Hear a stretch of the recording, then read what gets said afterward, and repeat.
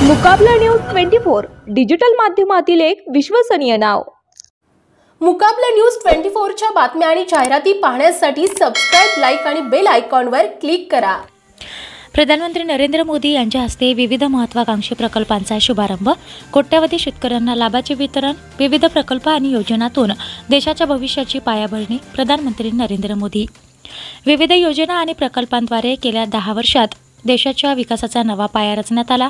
देशाचा प्रत्येक कानाकोपरा विकसित करण्याचा आमचा संकल्प आहे। त्यासाठी गरीब, युवक, शेतकरी आणि महिला या घटकांच्या सशक्तीकरणासाठी व्यापक निधी उपलब्ध करून दिला आहे। त्यामुळे विकास प्रक्रियेला गती मिळवून देशाच्या उज्ज्वल भविष्याची पायाभरणी होत आहे, असे प्रतिपादन प्रधानमंत्री नरेंद्र मोदी यांनी दिनांक 28 फेब्रुवारी रोजी सायंकाळी अंदाजे 6 वाजता भारी येथे केले।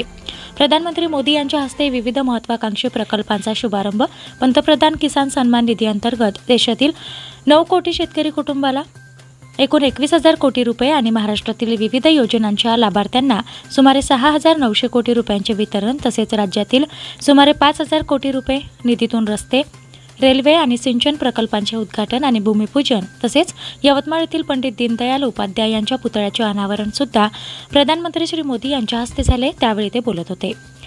राज्यपाल रमेश बैस, मुख्यमंत्री एकनाथ शिंदे, उपमुख्यमंत्री देवेंद्र फडणवीस, उपमुख्यमंत्री अजित पवार, ग्रामविकास मंत्री गिरीश महाजन, कृषी मंत्री धनंजय मुंडे, मृदा आणि जलसंधारण मंत्री तथा यवतमाळचे पालकमंत्री संजय राठोड, इतर मागास बहुजन कल्याण मंत्री अतुल सावे, खासदार भावनाताई गवळी, खासदार हेमंत पाटील, राष्ट्रीय मागासवर्ग आयोगाचे अध्यक्ष हंसराज अहिर, माजी मंत्री चंद्रशेखर बावनकुळे, आमदार निलय नाईक, मदन नेरावार, डॉक्टर अशोक उईके, संजीव रेड्डी बोतकुरवार, डॉक्टर संदीप तुर्वे, नामदेव ससाने, इंद्रनील नाईक आदी मान्यवर उपस्थित होते।